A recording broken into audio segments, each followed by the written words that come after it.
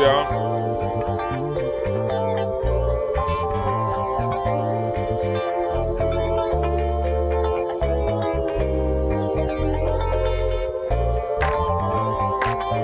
What's up, chat? Here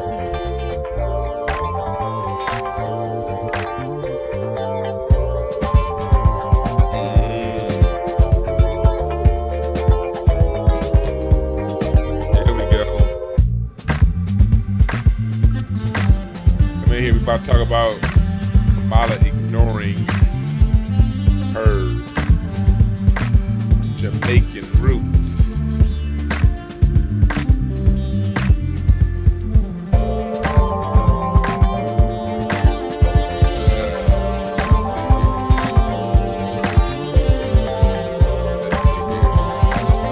Chat. Come on.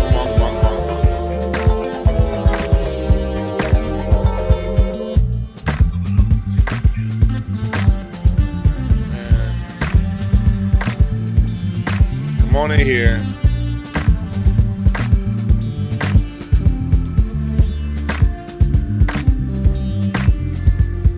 Man. Come on, chat. Where y'all at? Keep coming in here. Keep coming in. Keep coming in. Keep coming in.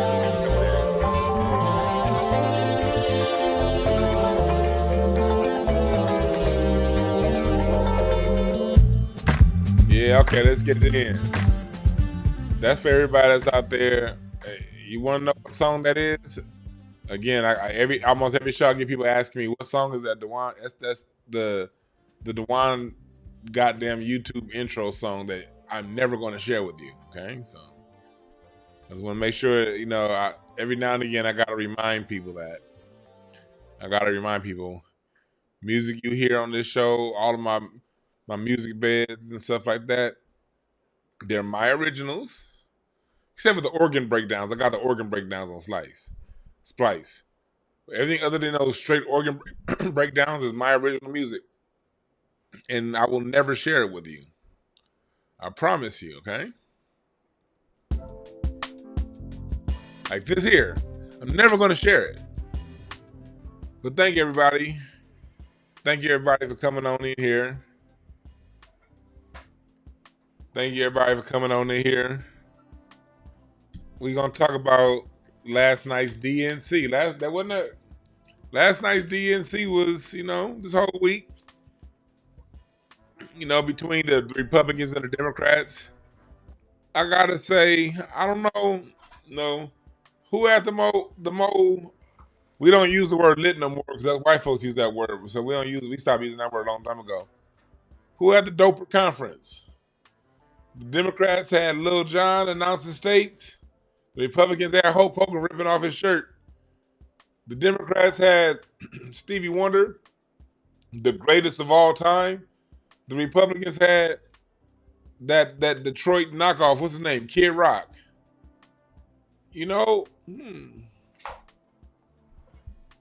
I will say this. I'm going to start off by saying this, and please, my Black First listeners, listen very closely before you judge what I'm getting ready to say. Listen to my words, not your prejudices and your preconceived notions. Because you ought to get that one idiot. You'll say very clearly what you mean, your intention, and they'll be like, "So what are you really saying?" I'm saying your mom raised a bastard. That's what I'm saying. If you don't get it. Well, anyway. The DNC had President Obama a couple days ago. And when I look at Obama and I put him next to all of the other politicians, y'all know I am a student of history. I am a major student of history. President Obama is the greatest orator, presenter, look of a world leader that's existed in my lifetime. I'm sorry. Because Trump, Bush, Hillary, Kamala, Reagan, Putin, Gorbachev, King Charles, none of them had the of Obama. When Obama came out at the DNC, Man, he was selling that hope dope like a motherfucker, wasn't he? I mean, I forgot how smooth that motherfucker is. Like, I had been getting mad at myself for a long time. Like, how did I fall for that Obama shit? How did I vote for this nigga twice? And then the brother came up and spoke. And I was like, God damn it, that is the greatest hope dealer of all time. Obama deal hope better than Free Ray Rick Ross dealt dope. You dig? Obama's like the Tootie Reese. He's the what do you call what's the dude from New York, the snitch dude. He's, as far as hope goes, nigga. I thought about it because I'm like, you listening to. We needed a leader with the determination to drive what would become the world's strongest recovery. 15 million jobs, higher wages, lower health care costs. You can't tell me this motherfucker ain't a great orator. When the other party had turned into a cult of personality, we needed a leader who was steady. And this is the crazy part about his speech. And I'm lower health care costs. Listen to this part right here. Listen to this part right here. At a time when the other party had turned into a cult of personality. Hold on. The Democrats are. Obama is the greatest cult of personality leader that this country has seen. More than Kennedy, more than Roosevelt, more than Grant. Probably the greatest since Washington. He's probably the greatest since George Washington. Now, he didn't offer us shit. That's why he was so great, because he didn't offer us shit. He never offered us shit. He never hinted he was going to give us shit. He never even put it in our imagination shit's going to come our way. But God damn it, that nigga's hope dope. Listen to this vision. Shit. That's the Democratic theory that says we are all created equal. All of us endowed with certain... This part here. You can tell those flannel shirts he wears don't come from some political consultant. They come from his closet, and they have been through some stuff. See how he can say a non-funny joke, and then everybody's laughing? Listen to this shit. Together, Kamala and Tim have kept faith with America's central story. A story that says we are all created equal. All of us endowed with certain inalienable rights, that everyone deserves a chance, that... They don't mention the fact that the Constitution still has us as 3/5 human beings, and no, that was not amended by the 13th Amendment. We should all be proud of the enormous progress that we've made through the Affordable Care Act. He gonna bring up his shit, man. I'm telling you right now, rhetorician-wise, that motherfucker Barack Obama a cold-ass motherfucker. I don't care what nobody says. An looking America Harris as the next president of the United States. And Tim Walz. And we gonna contrast this to Kamala. Convictions. We gonna contrast this to Kamala. We will elect Kamala Harris as the next president of the United States. And Tim Walz as the next vice president of the United States. We will elect leaders up and down the ballot who will fight for the hopeful, forward-looking America we all believe in. And together, we too will build a country that is more secure and more just, more equal, and more free. So let's get to work. God bless you. And God bless the United States of America. Man, shit. I would have goddamn voted if I had a pen. If I had like my mail-in ballot in my hand after he finished speaking, I'd have been like, man, check. That motherfucker cold. But he ain't shit. Didn't do shit. Wasn't shit. He's a white boy. He ain't one of us. He's not like us. He showed it. He proved it. But he's a goddamn good actor. So, as I was watching this, I was thinking like, man, neither side has nobody close to that level of refinement. The Democrats blew their load with Obama and didn't nurture anything behind it. This motherfucker sold the most bullshit in the smoothest of ways. You dig?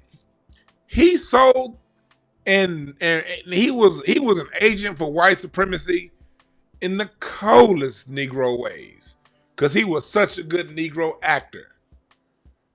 And for those of you who've been listening to my own show, we've all heard the rumors of President Obama basically was the actor Harry Lennox. Dick Gregory said that.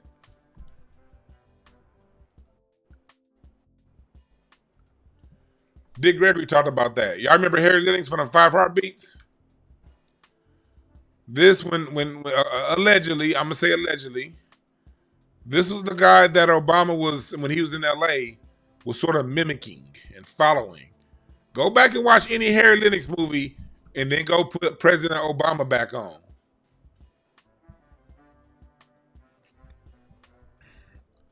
Somebody asked me, why don't I run? Because, you know, the minute they assassinate, they do their best to assassinate my character for telling the truth. It ain't gonna be enough black people to defend it. They're gonna be like, well, I ain't running for shit.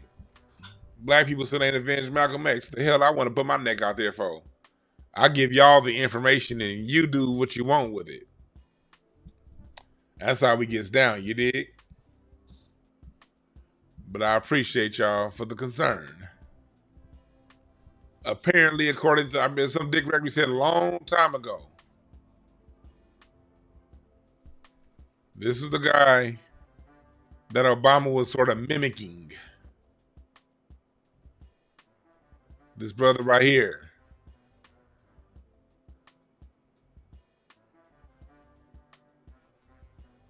Dr. Short and I broke this down about 3 or 4 years ago. But the next time I have him on, we can do it again. Next time I have Dr. Short on Patreon, we can do it. Yeah, so go watch Harry Lennox. Let's go watch some stuff Harry Lennox is in. Let's go watch some stuff he's in.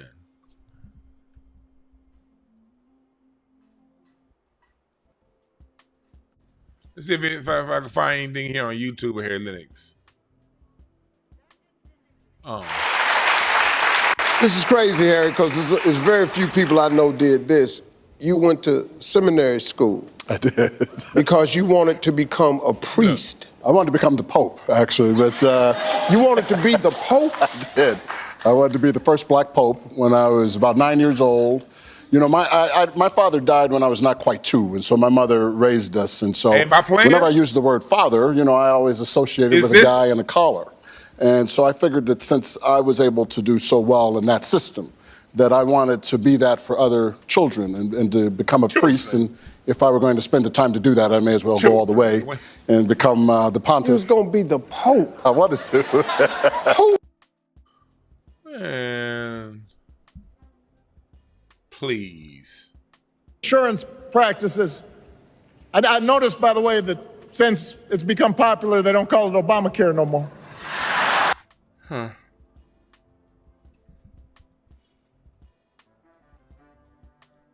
Hi, I'm Harry Lennox.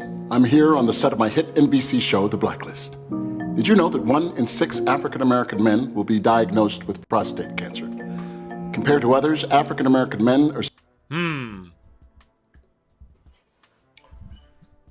Allegedly, I don't know nothing. This is just my point of view, okay?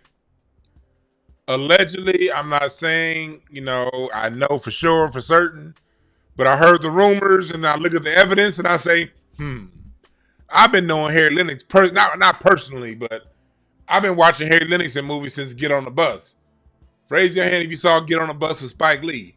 Harry Lennox, Isaiah Washington, who was in that motherfucker, Spike Lee. Yeah. Harry Lennox been around a lot longer than that. Because when I hear about a man that was raised in Kansas, didn't even know his African father like that, never was around black people, went to Harvard, was the head of the Harvard Law Review. Harvard people are like on that show on Trading Places when Constance cry, anytime you remember on Trading Places, what's her name? Todd. I guess Todd's gonna take me. Those are them Harvard niggas. How the fuck did Obama go from never been around niggas going to Harvard to talking and walking like that? Yeah, the 5 heartbeats. That motherfucker, when he was in the 5 heartbeats, that's when, you know, they had to come out, get out the way, let me show you how to dance. But what I say is, what's up, Carl Langley from the Super Chat? Obama told Kamala, hold my drink, bitch, like Rick James before he walked out. Right. So, you guys take that information however you take it. Believe me, don't believe me. My name is Chuck, and I don't give a fuck. But I just had to throw it out there for you to make your own decisions. Hey, Harry Lennox was in a lot of shit.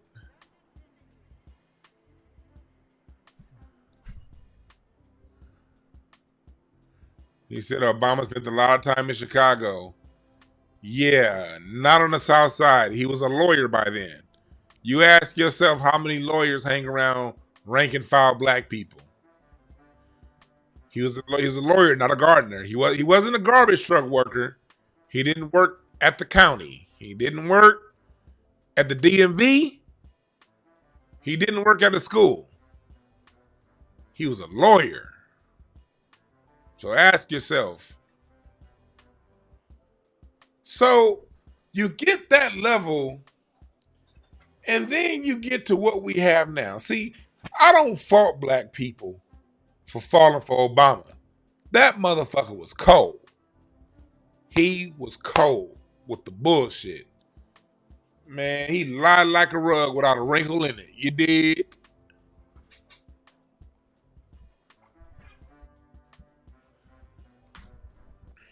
You dig?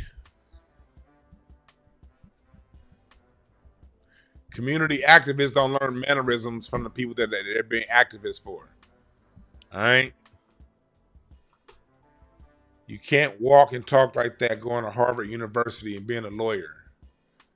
Come on, folks. Use your brains. Use your brains. Use your brains. Don't be so...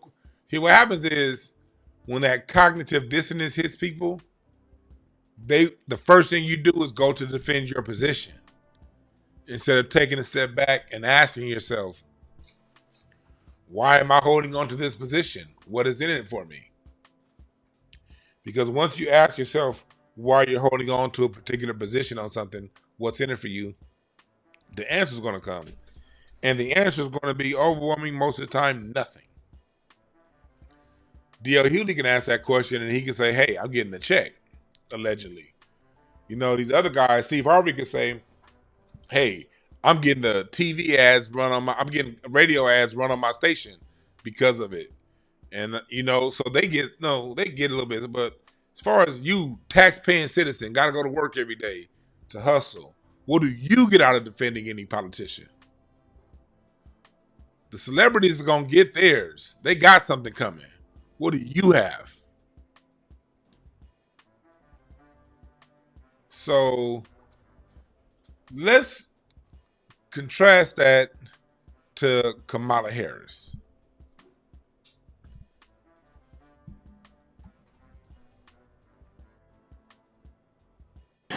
And I know she's looking down, smiling. Come on, her mom. Hold on, let me back a little bit. This was no doubt unexpected. But I'm no stranger to unlikely journeys.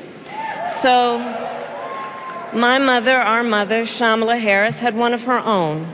And I miss her every day, and especially right now. And I know she's looking down, smiling. I know that. So my mother was 19 when she crossed the world alone, traveling from India to California with an unshakable dream to be the scientist who would cure breast cancer. When she finished school, She was supposed to return home to a traditional arranged marriage. But as fate would have it, she met my father, Donald Harris, a student from Jamaica. They fell in love and got married, and that act of self-determination made my sister Maya and me. Growing up, we moved a lot. I will always remember that big Mayflower truck packed with all our belongings, ready to go to Illinois, to Wisconsin, and wherever our parents' jobs took us. See what she just did right there? First off, she boring as hell. I'm going to my parents' jobs. Let's compare that to the beginning of Obama's speech. That my first big decision as your nominee turned out to be one of my best. Listen to Harry. And that was asking Joe Biden to serve by my side as vice president. See how like he getting 4 minutes into the speech, 2 minutes into him talking, he getting the crowd going. She's 6 minutes into hers, and all she getting is just mumbles. But it's a part right here I want you guys to pay attention to. Right here. Ready to go to Illinois, to Wisconsin, and wherever our parents' jobs took us. All right. Wherever our parents' jobs. Okay, cool. So I already know the answer to this. I already know the answer, but I'm going to Google it fresh for you guys. Where did Kamala Harris go to high school? Where did Kamala Harris go to high school? Kamala Harris went to West Mountain High School in Montreal, Quebec, Canada. Ooh, she didn't mention that, did she? Let's pull that up. Okay, this is Kamala Harris's high school. She mentioned Minnesota, but she didn't mention her high school. And you know, in society, high school is where you learn your social cues, where you learn socialization. Right here. Okay. This was her high school. Okay, look at here. Notable alumni. Retired CFL players, okay. Leonard Cohen, okay. Kamala Harris. Maya Harris, her sister, okay. Okay. It's a whole lot of whites. Okay. So I'm not tripping, right? Let's look at another level. Where is said school? All right, let's go. This is her high school.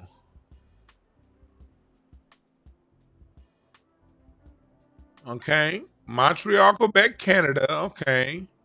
She didn't even have the decency to live in Toronto. Quebec, that's that French-speaking part of Canada. Look how far away. Look where she at. Look where she went to high school. Quebec, to my understanding, is the French-speaking part of Canada. They don't even speak English like that where she went to high school.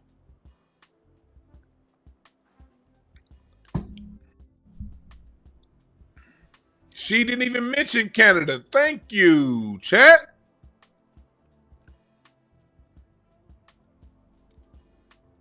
All I did was just a simple deal like DL Hewlett on them, do your research. I'm doing my research, DL Hewley. If you could read, you would do research too. This is what I didn't say this. Right here. USA Today. Oh shit, this just came out today, 3 hours ago. Let me disable this bullshit ass ad blocker because I do want to read this. Let me disable pause on this site. Pause on this site. Y'all happy, bitches? No, I'm not about to log in. Shit. There we go. Ad block disabled, ho. Look at this. This we reading this at the same time. We reading this at the same time. I didn't read it. I just Googled it, and this was put up 3 hours ago. This is from USA Today. Okay. In 68, they moved. So she was born Maya was born in 66. Kamala was born in 64. Okay. And her father was hired at the University of Illinois in 66. So when she was 2, they moved to Illinois. From 67 to 68, they lived in Evanston, Illinois, where Donald Harris taught at Northwestern University. In 68, they moved to Madison, Wisconsin. Okay, Kamala Harris will go visit her father's family in Brownstown, Jamaica, and her mother's in Chennai, India. Mind you, this is the USA Today. This is one of the notable papers of record. They will get sued to high heavens and shut down if they're lying about anything in here, okay? This is the USA Today, not Lipstick Alley, okay? This isn't the Shade Room, and no disrespect to Lipstick Alley or the Shade Room. And they have their place, and they're very necessary for those gossip blog sites. But for some stuff like this, you want to go to the official papers of record to make sure it's no bullshit. You did? So they go, then her parents separated while they were living in Madison, and they returned to California in 1970. So when Kamala is 6, she comes back to California. Donald Harris left in 72, where he went to go teach economics in Stanford University.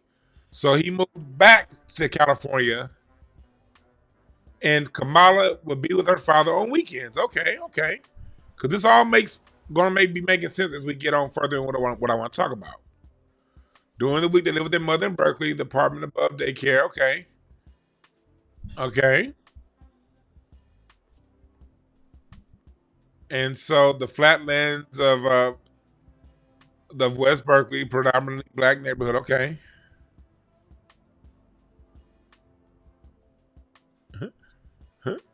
Mike said, Matt Bougie man trying to steal our fried chicken. Y'all stupid. Okay. She was bused a few miles, even though she was raised in the area. She was bused a few miles away to Thousand Oaks Elementary School in California. So she went to a white school. Okay. And then 1976, she got a job in Montreal, Canada. So what that shows is Kamala moved to Canada in 1976. So that means she was 12 years old when she moved to Canada. And she would go back to California during school breaks.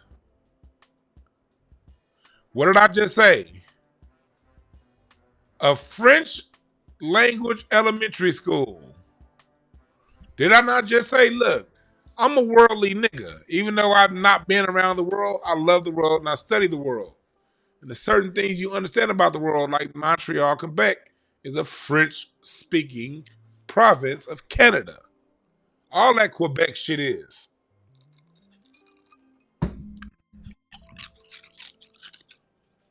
This ad picture's ugly as fuck. It makes me want to itch. My shit making me itch looking at it. Anyway,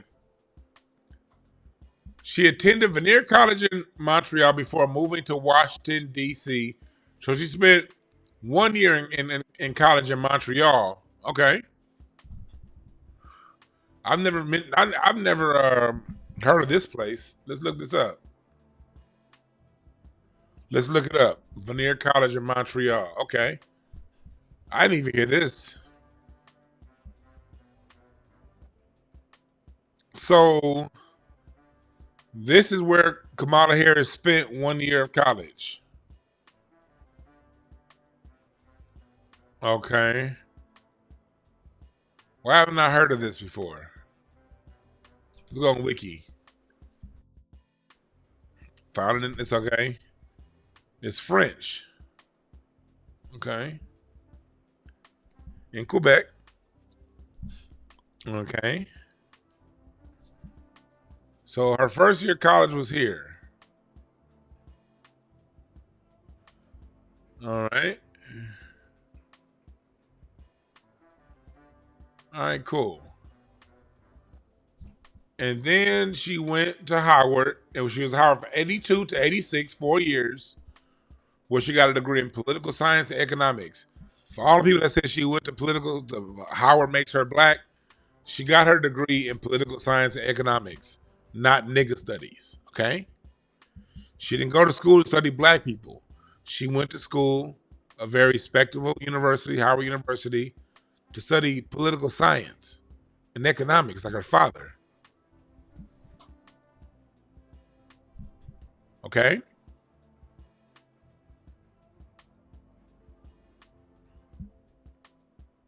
You did? And then she came back to California and went to Hastings College in San Francisco. So, if we go back and watch this, let's add this up. I'm adding up. Chat room, help me with my math. Help me with my math, chat room. Born in 64, okay. Moved to Illinois in 66. So that's 4 years in California.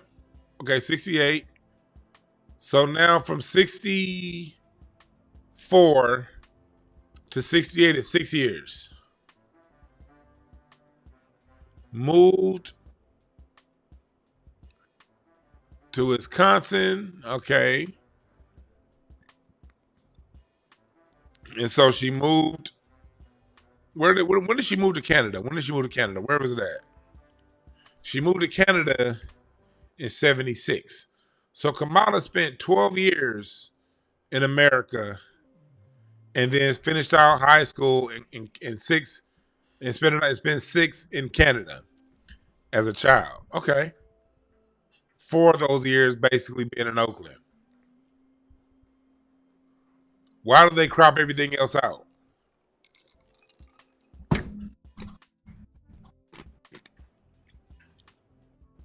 So all of this is very important to what I'm about to get to next. All of this is very important because this here, what time stamp was that? When she talked, let's listen to her talk a little more. My early memories of our parents together are very joyful ones. A home filled with laughter and music, Aretha, Coltrane, and Miles. At the park, my mother would say, "Stay close." But my father would say, as he smiled, "Run, Kamala, run. Don't be afraid. Don't let anything stop you." So she mentions her father in passing. She mentions the motivation that her father gave her. Okay, fair. From my earliest years, he taught me to be fearless. But the harmony between my parents did not last. When I was in elementary school, they split up. And it was mostly my mother who raised us. Before she could finally afford to buy a home, she rented a small apartment in the East Bay. In the Bay, mentions the Bay, okay. You either live in the hills or the flatlands, we lived in the Flats, a beautiful working-class neighborhood of firefighters, nurses, and construction workers. Okay. When is she talking? Because time and place matters. See, when y'all hear this, when black folks hear this, we only move from one side of town to the next, or block to block, or maybe city to city. And usually it's from the south to the west, or from the east coast to the, but whatever cities we move to, we got black neighborhoods that we forced to live in. She moved as a professor to Wisconsin. I don't know how black that was. And as we go into it, she said her and her sister will move in the Bay. Okay. But Kamala was 4 when her mom moved to Illinois and her dad. So she was, okay, in Illinois at 4, at 5, 6 years old, still in Illinois. Madison, Wisconsin, okay, 7 years old now. She's in Illinois. They returned to California in 1970. Okay, she's 6. But she spent time away. She moved away in 66 when she was 2. Came back in 70 when she was 6. Okay. And then stayed there in Oakland from the age of 6 to the age of, 12? Okay, so that's about what we see here. Okay, she didn't mention Wisconsin. She didn't mention Illinois. But maybe I'm just being petty. Okay.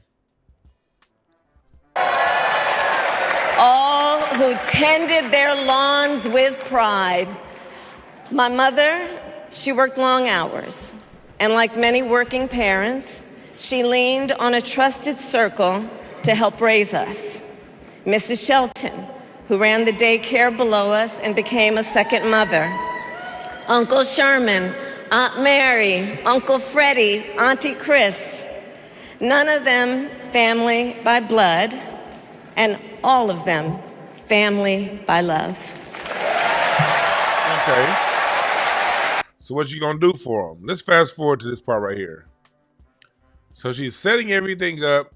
She's buttering everybody up for the major acceptance of the nomination. So let's go to where right before she accepts the nomination. And the acceptance of the nomination. For a simple reason. In our system of justice, a harm against any justice. This is one of the reasons I became a prosecutor, to protect people like Wanda, because I believe everyone has a right to safety, to dignity, and to justice.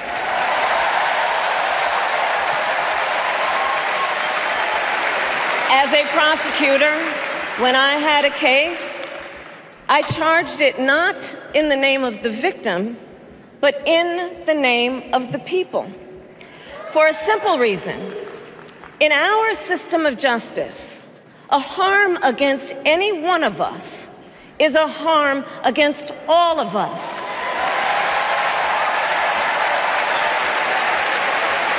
And I would often explain this to console survivors of crime, to remind them no one should be made to fight alone. We are all in this together.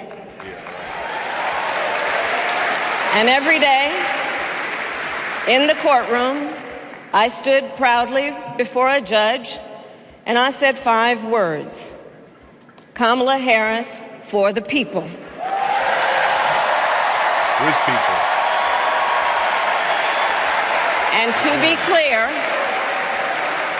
to be clear, my entire career, I've only had one client, the people. You see how, like, I don't see how y'all falling for this. I can see how y'all feel. I can see how y'all fell for this. I can see how you feel for this. We can secure the whole economy gets stronger. When women are paid the same as men for doing the same job, all families benefit. He's been saying that shit for 16 years. But look at the reaction. They understand that we can secure our borders without tearing kids away from their parents. President Obama deported more people than President Bush before him and President Trump after him. Y'all know that? But look at how this man can deliver some bullshit. Look at this. Just like we can keep our streets safe while also building trust between law enforcement and the communities they serve. This is the man that he literally did nothing for Trayvon Martin, Eric Gardner, Sandra Bland. Go down the list. Go down the list. He did nothing. Niggas was getting shot left and right, Chief. And he was like, I'm going to play golf. But look at that deliverance. This motherfucker can rock you asleep. Oh, fake ass Harry Lennox. 76% more likely to be diagnosed and over twice as likely to die from it. Look at him. Look at him. Look at him. This is crazy, Harry, because it's very few people. And so I figured that since I was able to do so well in that system, that I wanted to be that for other children and to become a priest. And if I were going to spend the time to do that, I may as well go all the way and become the pontiff. He was going to be the Pope. I wanted to. See that? That's a good ass actor right there. You see the way Obama pulled it off. And eliminating bias, that will make it better for everybody. Come on, Barack Lennox. Come on, Barack Lennox. We went from that to this.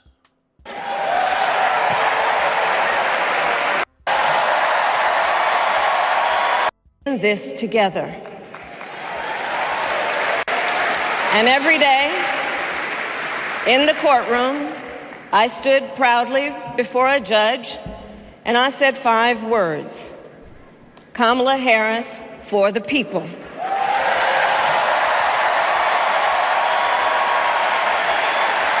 And to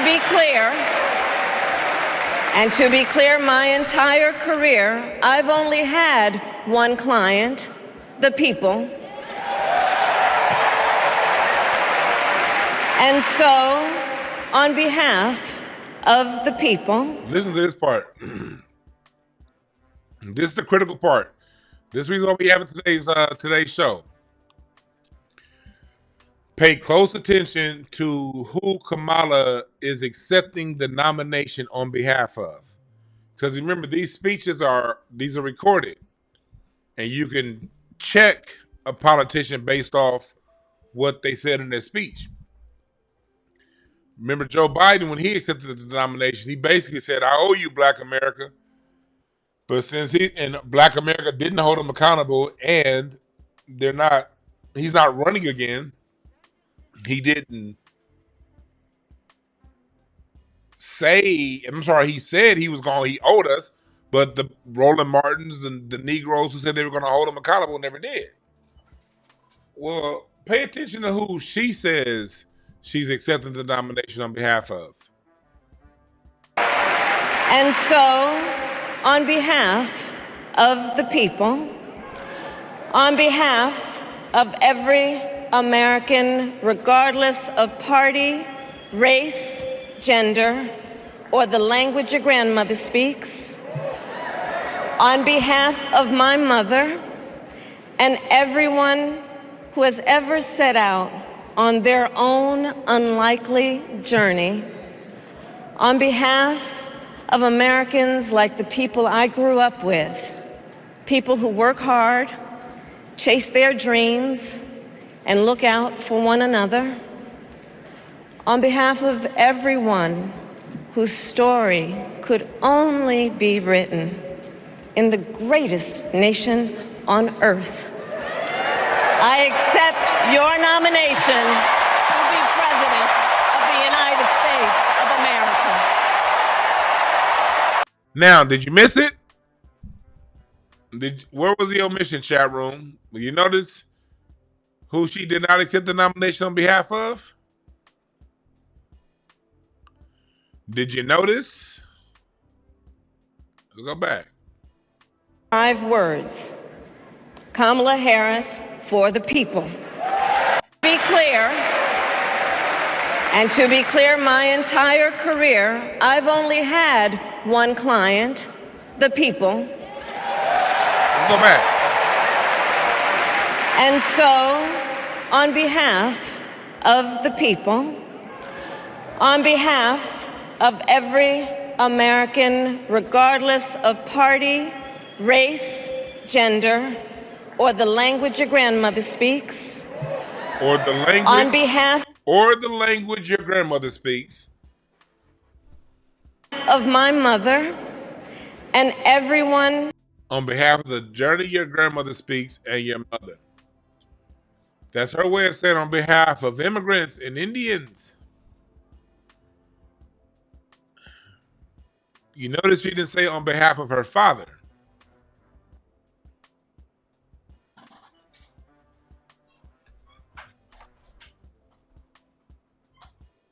I didn't write her speech. So don't come at me for observing what she read from her speechwriters. For all of y'all that's trying to say Kamala black like us. First off, her father's Jamaican, and you saw how she was raised, and we just did her timeline on how she was raised. Even though she gave lip service earlier in the speech to the woman, the family that wasn't her blood, that helped raise her, she gave lip service to her father. When it came time to accept the party nomination, she didn't do it on the side of her father or Jamaicans. She totally ignored her Jamaican roots.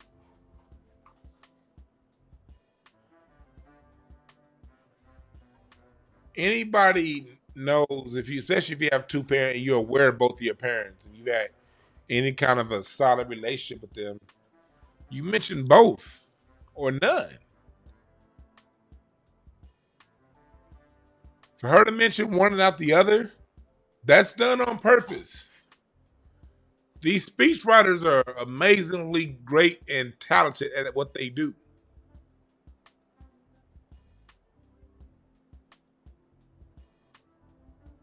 That doesn't happen by mistake. That was done on purpose. They're letting you know that even if you think her father's side is black, she ain't doing it on behalf of that. Now, she is doing it on behalf of all people. Now, if black people, you consider yourself all people, then welcome to more trickle-down policy, trickle-down economics. How well has that worked out for us? How well has trickle-down policy worked out for black people? Asians just got $26 billion from Kamala and Joe. They didn't get trickle-down shit. That was direct, homeboy, homegirl.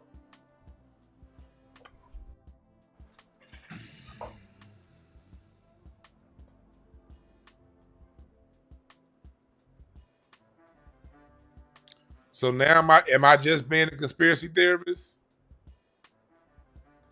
Am I just, oh, Dwann, you're just being too ridiculous. Do you believe that omission was a mistake? Or was it intentional?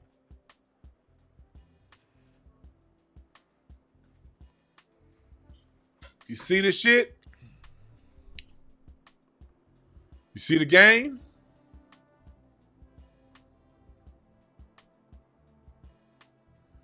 Do you see the game?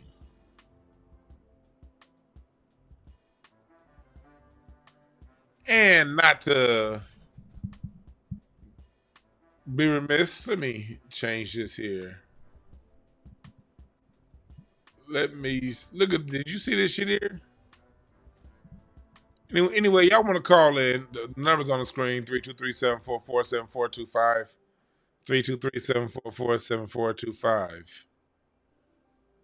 Where was that? Where was it? Where was it? Where's that part I wanted to see? I thought I had it bookmarked. Oh, here it is. Did y'all see this jackass? Did y'all see this jackass? Hold on. Let's go back.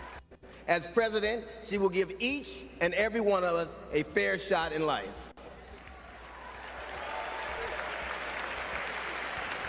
But I have to admit, I didn't always believe that. I mean, if you told me the 15-year-old me would be on stage supporting a prosecutor and a teacher, we know you didn't go. You probably didn't know your teacher's last name. That's the only name the teacher to give us. So, okay. there is no way that I would have believed you. But because of that, I made assumptions about Kamala's record. And I often repeated them to a lot of people. Then one day, Kamala invited me to her house. She put her hand on my shoulder and she asked me to do some research. Man, please. See, look, he's literally telling you how it works. His opinion about her didn't change until he got invited into the big house. Y'all notice these niggas' opinions all change once they get invited into the big house? He didn't say that his opinion changed after he picked up some old newspapers. You can tell he didn't say, look, first off, he couldn't read till he was like 30. He didn't say, I picked up a newspaper from back in the 90s, back when I couldn't read. Now that I learned how to read in the 2000s, I went back and picked up newspapers from the days I didn't know how to read and did my research. No, that's not what he said. He didn't say I went back and read books that was written about her and articles that was written about her back in the days I couldn't read and I started reading the stuff now. He didn't say none of that. None of that. He said when I was invited into the big house. Why all of our opinions got to change because you was invited to the big house? And what did they say in the big house while you was in there? What incentive did they give you? Because nobody, she's not inviting you to the big house unless there's some kind of agenda. Let's be clear. Nobody gets invited to the big house unless there's some sort of agenda involved. Especially somebody who's a radio host. He's not a dignitary. He's not a politician. He's no head of state. He's nobody that controls any level of power. But he does have some control over media. So ask yourself, why would a politician invite somebody who has a microphone that reaches millions and millions and millions of people over to the house? What is their motivating factor? Do you think it's just for tea and crumpets?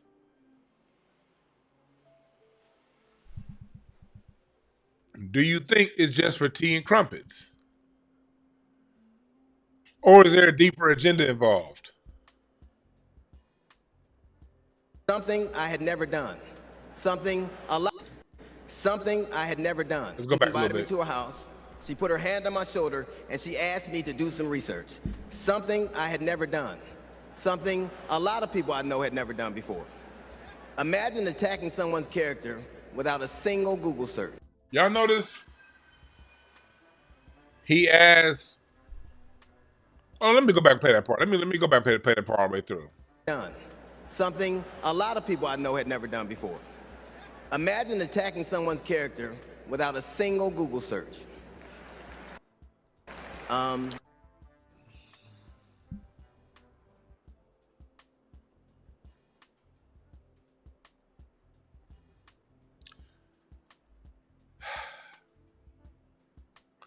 Okay. He says, imagine attacking somebody without a single. Okay, what part of Google did you search? Because I just Googled this. Go ahead, about 30 minutes ago, chat room? About 30 minutes ago? Her history. I Googled that. I Googled her high school. It took me about 30 seconds. When I put, okay.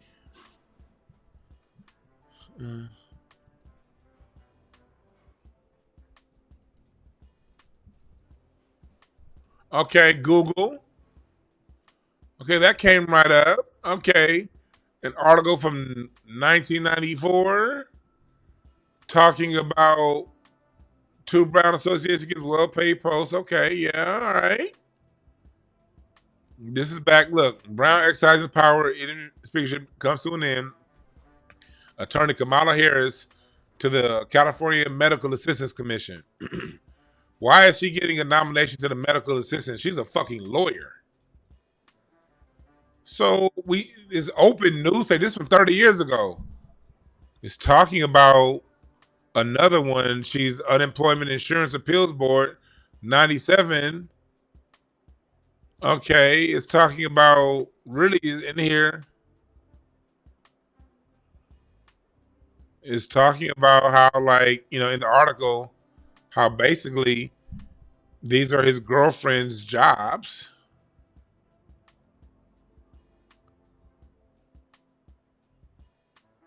It's talking about that kind of stuff. It basically says that, she was a girlfriend. Okay. Famously Blacker, what's up? Welcome back to the super chat. I ain't seen you in a minute. What's up? What's up? Okay, yeah, appreciate that. Much appreciation. I appreciate all y'all super chats. Hit $sign Dwann Brown for the cash apps, y'all. Appreciate y'all. So, okay, that was a quick Google search, DL. Let me do another quick Google search. Okay. Okay. Kamala Harris fire.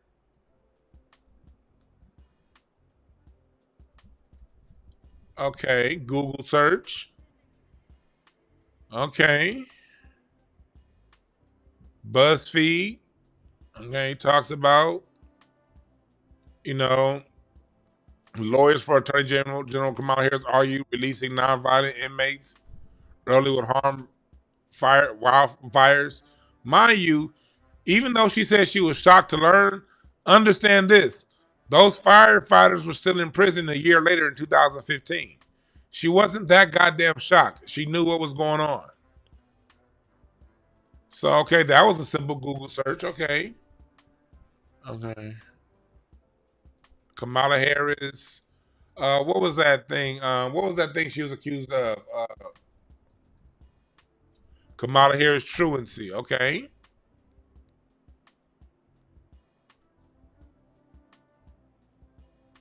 Okay. Kamala Harris says she regrets unintended consequences of 2011 truancy law. Okay. So even she regrets, unintended consequences for the truancy laws. The truancy laws is where Kamala Harris was here in California. Kamala Harris was basically prosecuting moms, disproportionately prosecuting black mothers for not sending their kids to school and putting them in jail and hitting them with charges. Okay. Okay, let's see if we can go further. There's a lot of these articles about that. Let's go further back to okay.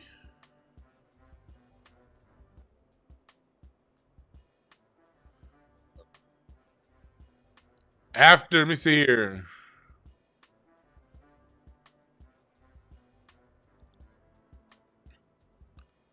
In this thing that she was asking for, she's talking about, basically having more punishment on the parent. That was her proposal.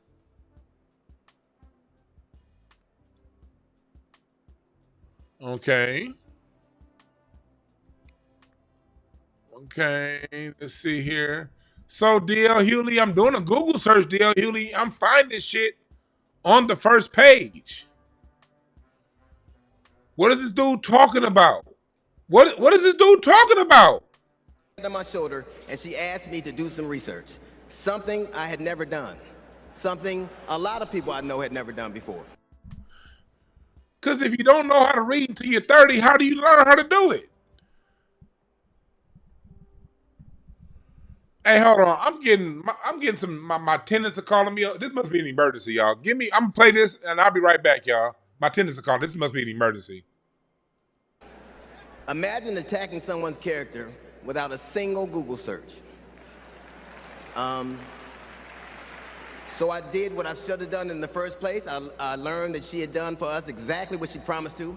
I believe that your apology should be as loud as your accusation, and I'm here apologizing in front of the whole damn world. I was wrong. I was wrong, and I'm so very glad I was wrong because, Kamala, you give me hope for the future, a future where my grandchildren, Nola and Stevie, had the freedom to control their own bodies, where they have the opportunity to go as far as their wits and their talents would take them. That future, ladies and gentlemen, is possible, but only if we elect Kamala Harris as the 47th President of the United States of America. Nigga, please. I gotta go back and watch it. I was like, that was my contractor calling me, and I got a dope-ass contractor when I need some work on my building. And so when he calls me twice in a row, it's something important. So I'm sorry about that, y'all. So let me go back and read this. Listen to this part again. So I did what I should have done in the first place. I learned that she had done for us exactly what she promised to. He said he learned that she's done for us exactly what she's promised to. What is that? You talk about word salad. She's done for us exactly what she promised she said she'd do. Check. All right, let's go here. Kamala Harris.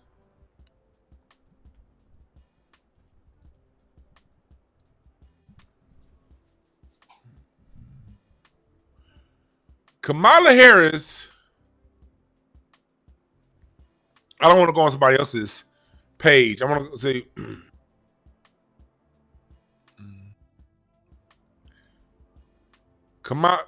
when Kamala Harris ran for office here in California, one thing that really got us to really like buy in her bullshit, I didn't mean to allow notifications. No. There we go. Hell no, I don't want no fucking notifications from no daily news. All right, yeah, signed in, bitch. Come on, let me read the article. Hurry up. There we go. Hey. Oh, here we go. Matrice Richardson was a black woman. What the fuck? What the fuck? All right, this is pause. This is important business here. God damn it. I did disable ad blocker. Man, fuck y'all. All right. I want to read this. Man, I ain't subscribing to shit. Well, anyway, look up Matrice Richardson. She was murdered, and I talked about this before, somewhere in Malibu, but the last place she was seen was with the Malibu Sheriff Department. And when Kamala Harris ran, she ran on, this was one of the cases that she ran on for State Attorney General, Justice for Matrice Richardson. And she had gotten wumpty-wamped out there in Malibu. And they found her body in Malibu. And it looked this looked like a very shaky case. A lot of people, when you look into this case, it looks like the Malibu Sheriff Department was somewhat involved. Not somewhat, majorly involved because she did spend time in their custody. They released her, and then she ended up being found a little later. And when Kamala ran, let's see if this will work. When Kamala ran, okay, let's see if this works. Oh, there's a movie that came out in 2020. Case 13, How Kamala Harris Failed Matrice Richardson. So you see, it's not just me. You got somebody that did a goddamn movie in the United Kingdom. I want to see this. You got somebody, I didn't see this. There's a movie in the UK talking about how Kamala failed Matrice Richardson. Because D.L. Hughley said she's going to do what she said she's going to do. Let's see here.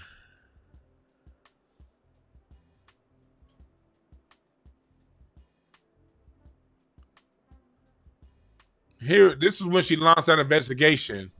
And then this investigation that she launched, when it came back, it basically came out. Let me see here. It was saying because Kamala didn't think that there was an investigation that was even necessary. When everything came back, it basically came back that it looked like they might be responsible. And mind you,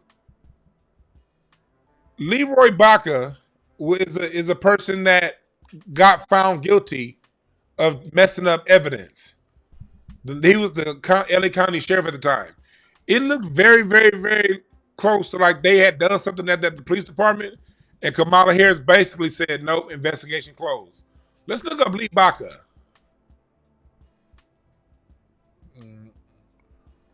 Leroy Baca.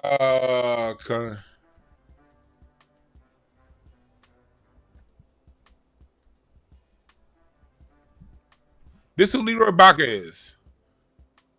The former LA County Sheriff who has Alzheimer's now. Sorry, piece of shit. But look at this. He never went to jail. He was the one responsible for this investigation. Oh, that's that fucking place I want me to subscribe. Kiss my ass. And he never went to jail. This was a lie. He never went to jail. But basically, well, he went but checked out because his mind. And he was right back home.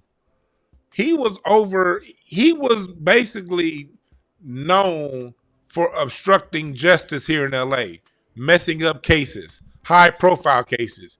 And he was one of those people who was in on this case. He was over the Matrice Richardson case. So at a time, he basically got found guilty because he was doing all this kind of shit. Got convicted. Here it is. Look at this.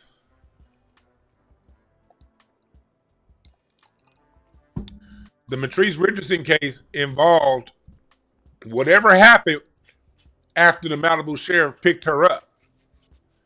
The time between her being in jail with them and then being released. And her being released. That's where she was murdered. And this was going on at a time the head of the sheriff department was obstructing justice.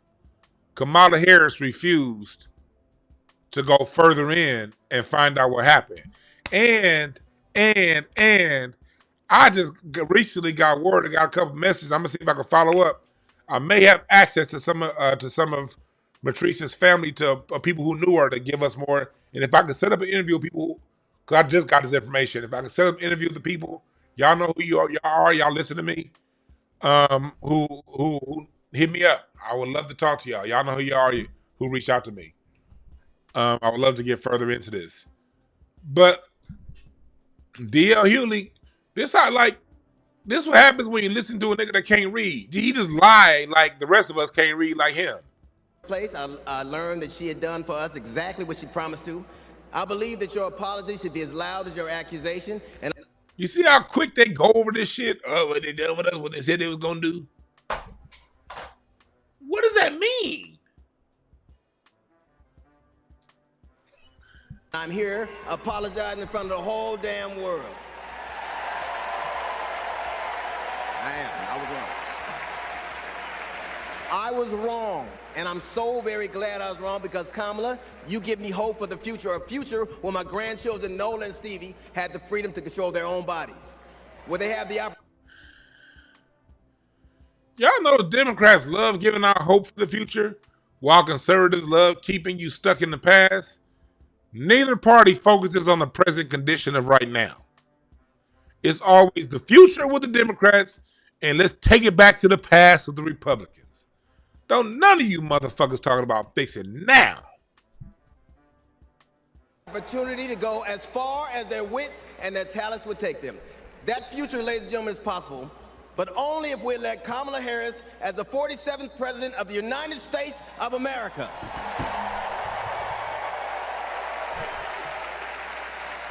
I will say this to you, the best piece of advice I've ever gotten in my entire life is you don't have to know what you will do, just know what you won't.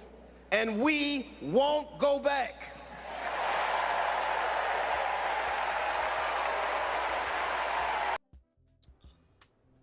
And then he puts up the Omega Sci-Fi bullshit as, you niggas look stupid doing that.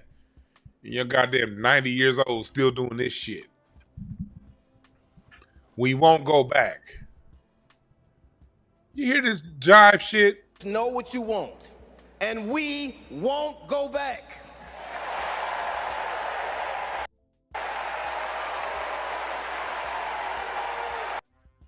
As president, I got a rule, man. Don't trust a nigga that played that flashes his frat and he don't have a college degree to go with it. You can't trust these niggas. Omega Sci-Fi, how did y'all give a goddamn acceptance to somebody who can't read? I swear to Steve Harvey, these niggas that flash a fraternity and don't have a college degree to go with it, they the most confused niggas ever. Because they the ones that went to school to party, if they even went, and they didn't have the wits, they didn't have the determination to finish it. At least if you pledge one of those frats, cool. As long as you got a degree to go along with it, fine. Fine. But what's up with these niggas that didn't graduate doing all this shit? Have red and white canes. You niggas look silly. The fuck kind of world do we live in?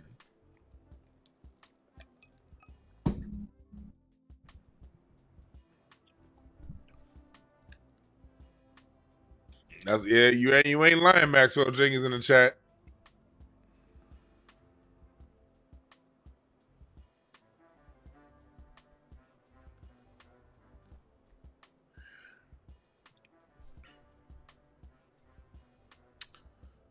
See, when you get famous, these places ain't stupid. When you get famous,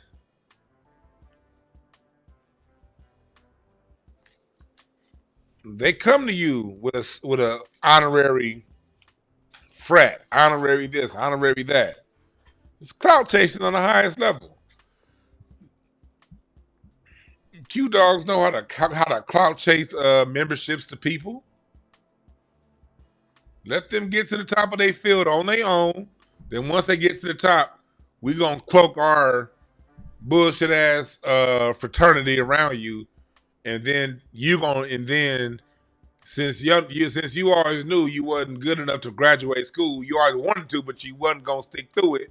We know you gonna take this as a badge of honor, and you gonna now do what the fuck we say you gonna do, even though your talent, D.L. Hughley, your ability as a comedian, your grind, your work, your wherewithal, that's what made you great in comedy, not these motherfuckers. You got great on your own, D.L. Hughley, and I'm never going to deny how great D.L. Hughley is as a comic. You know, Comic View, I grew up on that shit. I love Comic View back in the 90s. I'll never deny that. But D.L. Hughley got great as a comedian on his own. On his own. He grinded those stages over here at the Normandy Casino, Hollywood Park, around the world, USO tours. And then after you do a Kings of Comedy, after you get great, here come these organizations. Brother, my brother, we've always liked you and what you doing, my brother. how about you come on in here and we make you an honorary Q? Yeah, brother. Yeah, we know you just learned how to read last year. It's all right, brother. As long as you know where to sign your check, we don't mind. And then you was like, oh, man, I always did want to sound smart. I always did want to look smart. Yeah, I'm going to go ahead and do it. And you do it. Now, we got some more money for you, brother. We know you don't know how to read, but here, let me tell you what the paperwork says. Yeah, all we need you to do is go out there for the Democrats. We ain't gonna have you do it year round, just a few months leading up to the election. And you gonna go out there and we just want you to say, we got this candidate over here, and just tell your black woman audience to vote for her. And you gonna be like, do I get to do this? And they gonna be like, you can do this all you want, my brother. Yeah, that's how they do it. I'm telling y'all.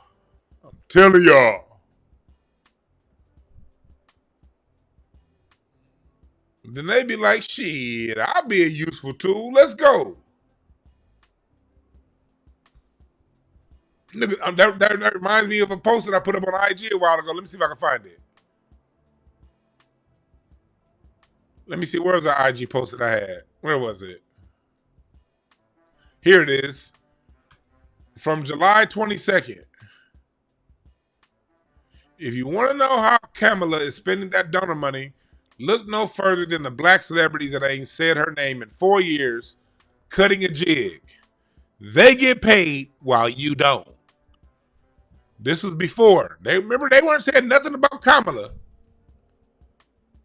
I'm telling you, this was a month ago I wrote this. And now look at what D.L. Hughley said. Because of that, I made assumptions. There is no way that I would have believed you. 18-year-old me would be on stage supporting a prosecutor and a teacher?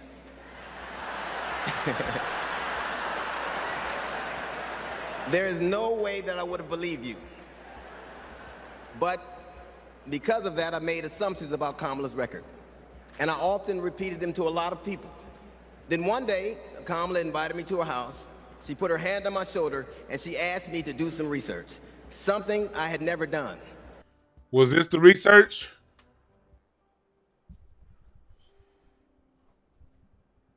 Was this the research?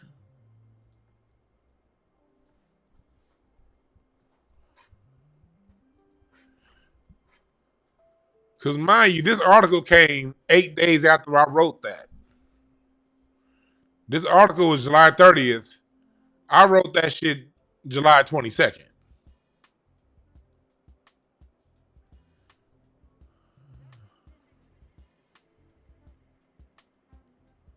Uh-huh. Uh-huh.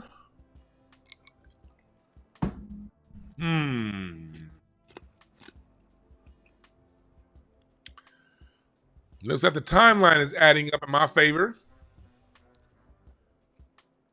When you know how these hoes move, you know their next move is gonna be. You dig?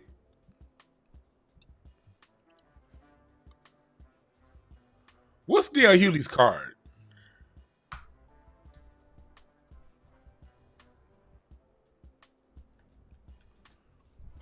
March 6th. Okay.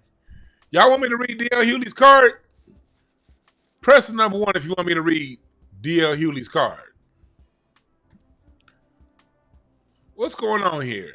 Why is he so... What's going on here? Let's want to go into the card. March 6th. What year? 1963. Okay. 03, 06, 1963. Oh, he's a 4 of spades. This is going to be an interesting read, y'all.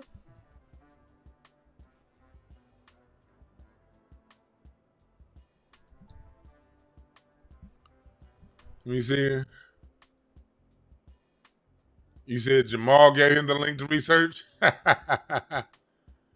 right, here. Y'all pressing the number 1? Okay. I'm going to go ahead and read his card then. I'm going to read his card. I'm going to read his card. All right, cool. Let's do this. Let's read D.L. Hughley's cards real quick. All right, DL is a 4 of spades. The 4 of spades is a card of convenience, of mutability. If you're a 4 of spades, the 4 of spades are born March 6th. You can go to my website, DwannB.breakthroughcards.com to find your card. First off, this is the art of cardology. It's not tarot card, but it is similar. It's older than tarot cards. It's using the same playing cards you use to play poker with, to talk about your life path and your life chart. And it's helped many people. If you're new to this, I encourage you to sit around and find out. If this scares you, don't be scared. You dig what I'm saying? This is something that's new. All right. If it repulses to you and you don't like it, bye-bye. But 4 of spades are born May 2nd, April 4th, March 6th, February 10th. I'm sorry, February 8th, and January 10th. If you're born on one of those days, you are a 4 of spades card. And if you see here, this is his deck right here. This is the deck that D.L. Hughley's playing with. You ever notice people always say, remember the old term? Like when somebody's is real stupid, you be like, they not playing with a full deck.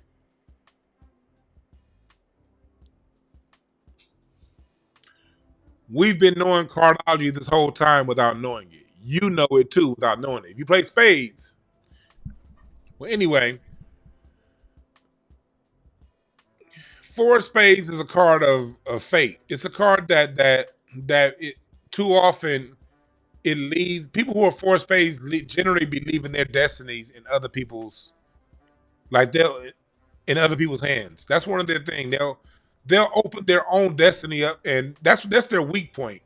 Their weak point is if they get a good enough message, they'll allow their fate to be in somebody else's hands.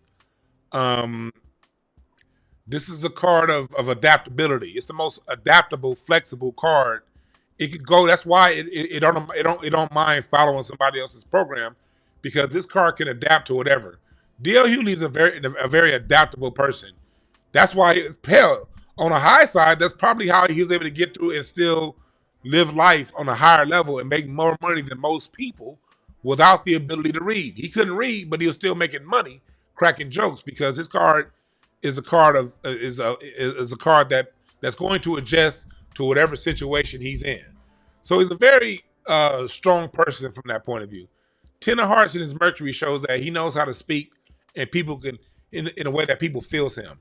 The 10 of Hearts is the performer's card. Michael Jackson is a 10 of Hearts. The 10 of Hearts, as long as the 10 of Hearts works through its heart and speaks through his heart, it's going to speak in a way that conveys messages to people and is going to connect to people. That's probably why D.L. Hughley was such a good improv comedian. He was really good at improving and roasting. I appreciate the Cash App, Larry. I still beat your ass though, nigga. But I appreciate the Cash App, Larry. I'll take this money. You just sent me. I'll ball this shit in my hand and knock your ass out with it, homeboy. I can't accept nothing from Larry with a smile. Fuck that nigga. But thank you for the money, homeboy. And Larry got a podcast too that he be doing. I don't know why he don't ever advertise it when he call in. But anyway, that's his fault. Somebody say you can't be everyone's friend. This is the kind of card. It's funny you made that comment, because the 4 of spades is the kind of card that can be everybody's friend if it chooses to be. His Saturn card is Ace of Diamonds, however.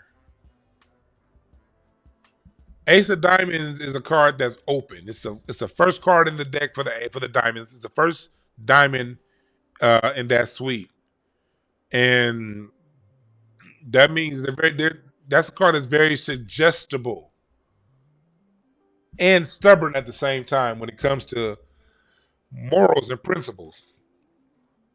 One of the life challenges of this card, of the 4 of spades, is sticking to your morals, sticking to your principles. Because you're so easily adaptable, and that's used in a lot of ways to make money, to really get ahead in life. People of this card have to caution against being so malleable that they lose who they are. And so as I read D.L. Hughley's cards, if I knew him or I knew somebody that knew him, I would tell him, man, you need to ground yourself. Do not, you can see D.L. Hughley, you see he's crashing out online. I can see why he's crashing out. Ace of Diamonds, Saturn. That means he's going to believe who's ever putting money in his face. He's lost his self. That brother has no sense of self right here. If I knew somebody that knew DL, I'll be like, and dude, that's an Ace of Hearts Jupiter. What that shows me is underneath DL's intentions is he wants everybody to be good. He wants everybody to be cool. You know, he wants things to be, that's what his overall intention is. I can see where his good intentions were being manipulated by people who showed him money. Because that can very well happen with this card. His good intentions have been manipulated by something else. Because I can read in his cards, I don't think he's not being, I can almost say for certain in my cards, D.L. Hughley is not being malicious. I think he really thinks I feel based on D.L. Hughley's cards, is my opinion. This is all card reading. This is entertainment purposes only. Entertainment purposes only. But my opinion, my takeaway from reading his cards is he has honest intentions. He just don't know shit. And he's being told devious advice from devious people.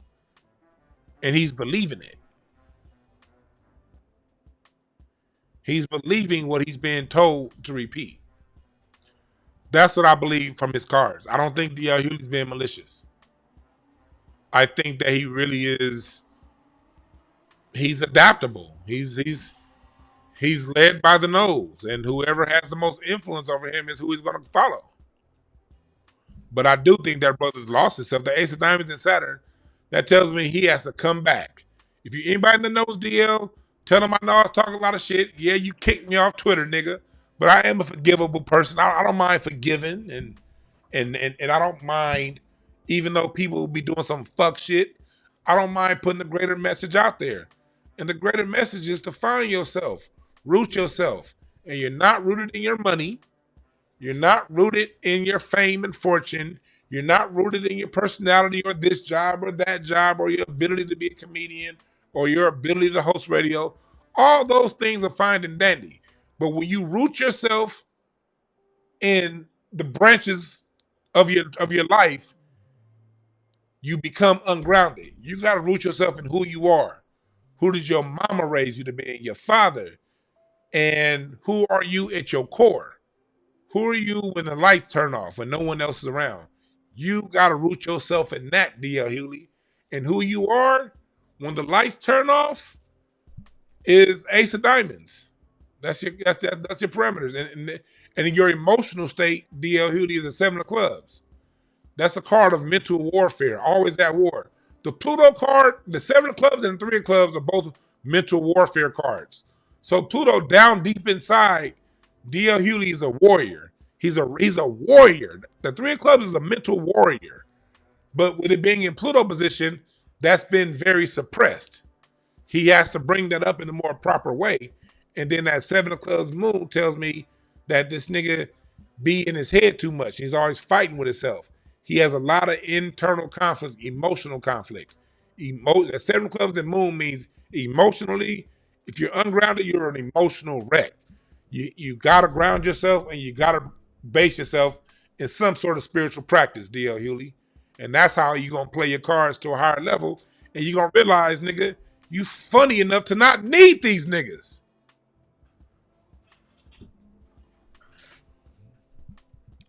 Hopefully, he plays his cards out and on the higher end. Or if you don't play your cards out, your cards are going to play you. But somebody getting played. Either you're going to play your cards or your cards are going to play you. Because on the low side of that frequency of that 7 of clubs is depression, mental anguish, unsettled emotions, fear, mistrust. That's on the low side of that cosmic moon, D.L. Hewley. So fear and mistrust is what you're going to live.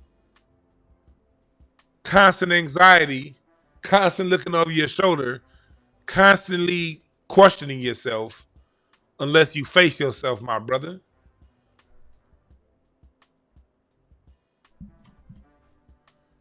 And if you want a reading, this is what you're going to do, people. Go to breakthroughcards.com. And you can see I break down what cardology is. And it's not mysterious. It's something that we do together, all right? You come on over here.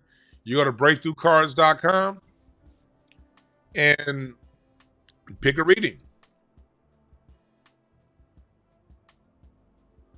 Pick a reading. We got 30-minute reading. Got your 45-minute reading on your shadow card and your 60. I recommend a 60-minute reading the first time.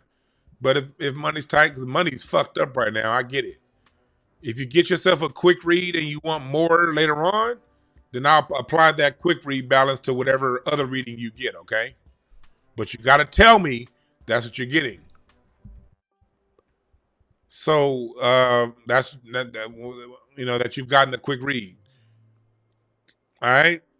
So that's over here at breakthroughcards.com. Also over on my Patreon, I have a reading tier level. I put out a reading forecast. I do a lot more readings on Patreon. I do have a reading membership level. I'm going to get like a cheaper reading level on Patreon. But I'm doing card of the week. I did a summer forecast on Patreon. If you're already on Patreon, we did a summer forecast already. And then next week we're going to do some more weekly. We're going to get into the weekly readings. All right. Also, but join the Patreon also because on Sunday, we are doing the history of the conspiracy to destroy black music. That's coming on Sunday, 11 o'clock Pacific, 2 o'clock Eastern. This coming Sunday in the live interview lounge and up, we're getting the conspiracy to destroy black music. That's going to be on the live. If you want to see it live, you want to be a part of that live and ask questions, you got to be on the live interview lounge and up. But on the other levels, you're still going to get it, but you're going to get it after the live is over with, okay? But you got to be on Patreon and get my Conspiracy to Destroy Black Music series because YouTube don't be fucking with me when it comes to that kind of stuff. They be kicking my ass out their algorithm all the time.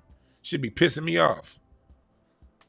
I love putting this shit up on YouTube, but YouTube don't love me like that. So we got to go to Patreon for it, all right? Anyway, thank y'all again for listening. Appreciate y'all. Yeah, fuck with the quick read. If you're unsure, catch up on the quick read. Yeah, we on part 4, Mike. We on part 4. This coming Sunday. The Conspiracy to Destroy Black Music. We getting into Clive Davis and how they took away the live music sound. All right? I got this fucking mosquito bite on my ankle that's kicking my ass right now, so I got to put some Vicks on this shit so it stop itching. Thank y'all again for listening. And remember this.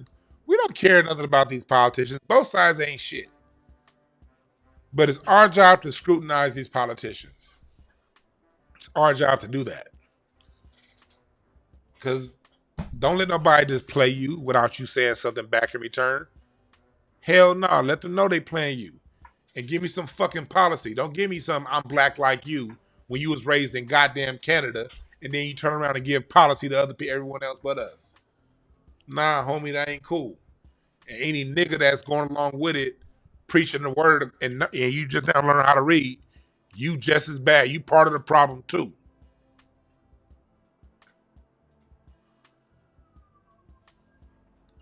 All right? Somebody just got in the chat that just got in here late and didn't go through all that. Go back to the beginning of the show and stop running your goddamn mouth in the chat. You sound stupid. All right? I'm not calling you stupid. I'm just saying, please, person in the chat room, go back and watch the whole video before you type that bullshit in the chat. Same thing with anybody else watching this video halfway through. Go back and watch the beginning before you run your goddamn mouth in the comment section, all right? Thank you again for listening. And remember this, there are no perfect messengers, only perfect messages for those willing to pick up the game. Thank y'all again for listening. We out.